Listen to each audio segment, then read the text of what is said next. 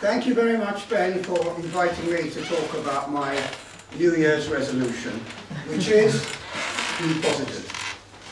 And there are two elements I'm going to talk about, one of which I've really gained from this group. So the first thing is gratitude, and the second thing is getting better. Now, the idea of gratitude occurred to me when I was listening to Anjana, and she had a lovely expression called an attitude of gratitude. And not only did it rhyme, but I could relate to it. And I took it to be being in the moment, YOLO, you only live once, so enjoy, be positive. And I thought, that's great. Because I started to realise that I can be somewhat negative. And I think it stems from martial arts and self-defense. Because you train yourself to react to situations, for example, in a defensive posture, without thinking, so you tend to look out for the worst of things.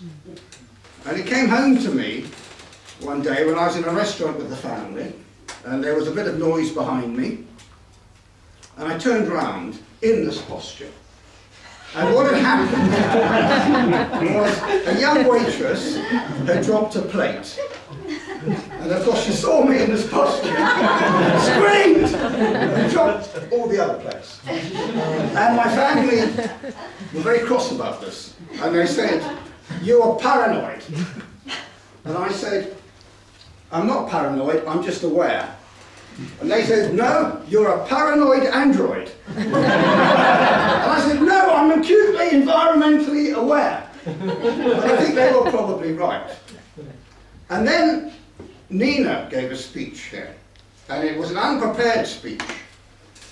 And she started by saying that things were not brilliant. It was a sort of half-empty kind of speech. She was bringing up two children, it was pretty tough, and other things were tough. And then in the course of the next minute, she said, "Yeah, but the kids are pretty good, and something else was okay, and actually I've got this superb au pair as well." And she went from half empty to more than half full in front of me. And I thought, wow, that's really quite something.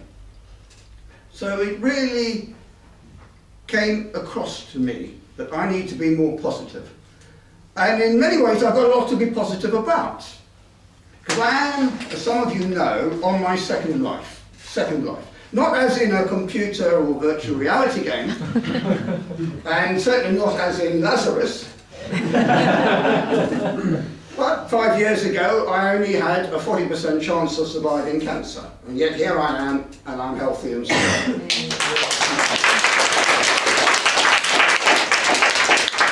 So that's my first part of Be Positive, which I owe to this group. So the second thing is getting better at something. And I'm attracted to the idea of progress and steady steps and tiny tweaks rather than total transformation. Now, total transformation is very big at the moment.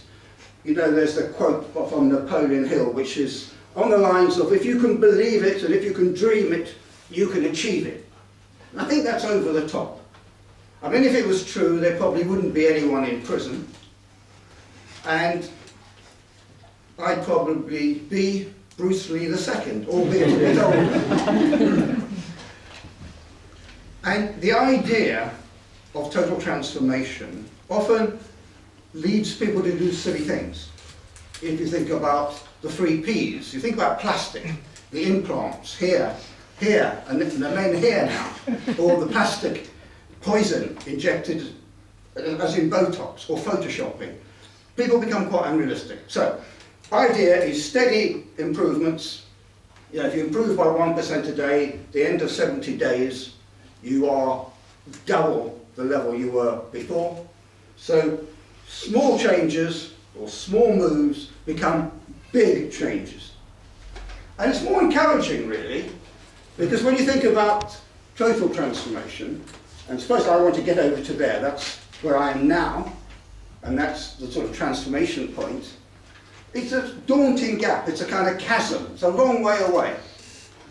Whereas, if I'm here, and I make a steady improvement to here, I don't need to think about that. I can say, look, a month ago I was there, I'm here now. I can see that improvement. I can become confident, I can progress. So that idea of tiny tweaks, small moves appeals to me. So I thought, what can I try to get better at? So I thought I'd try something in the gym. So I went along to one of the trainers and I said, could you teach me to do the splits? And he said, well, Mike, how flexible are you? And I said, well, I can only train on Monday morning. And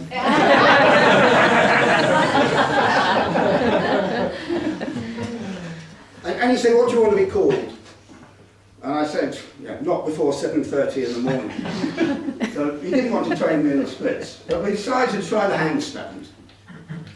So the ingredients then of this improvement, if you take a handstand, you've got to have a path. So for a handstand, you've got to be able to kick your legs in the air, you've got to be able to take your weight on your hands, and you've got to be able to balance. And then you've got to practice, and you've got to persevere and try to keep going. And of course you have to go out of your comfort zone, which is something that Mark and I were talking about. Because you're going to fall over. Once you live away from a wall, you will fall.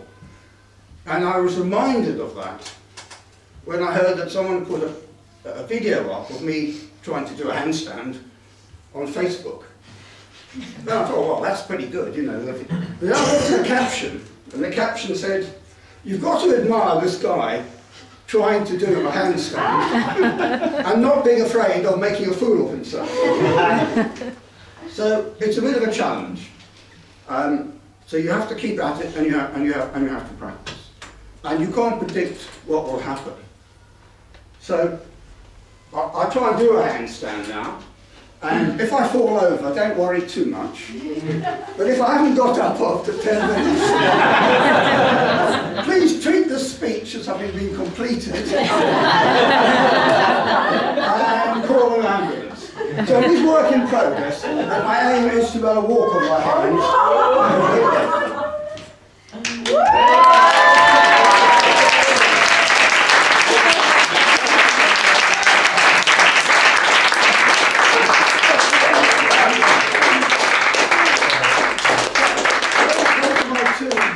Things I'm trying to do. It's part of B.Positive. And when I first heard that phrase, I hated it. And I'm just going to finish by telling you why. Now I like it. I heard it when I was in the Marsden Hospital, just about to start radiotherapy, having had 12 weeks of 2 shots a day of chemotherapy. And I was with these 2 technicians, and they prepare you before you start. And their opening gambit to me was, Mike, how do you feel about tattoos? And I said, I don't like tattoos, and I'm frightened of needles. And they said, well, Mike, we're going to give you 2 permanent tattoos to mark where the graves are going to go on you. They're going to put crosses on you. And I said, guys, I don't want crosses. I'm not religious. And they said, what's your blood group? And I said, I don't know. Never been in hospital before. Can you find out? And they trooped off, came back, said, Mike, your blood is green. OMG! So you've got to remember, my face was yellow. When you're having the chemo, your urine goes pink. It seemed quite possible that I thought green. Perhaps I turned into a plant, or maybe a chameleon. They saw the look of horror on my face and said, B.Positive. And I lost it. You know, I mean, it's all right for you saying this guy. You know? They said, no, Mike, B.Positive is your blood group. And that's where B.Positive comes from. I'm now going to go back to my seat, on my feet, and not on my hands.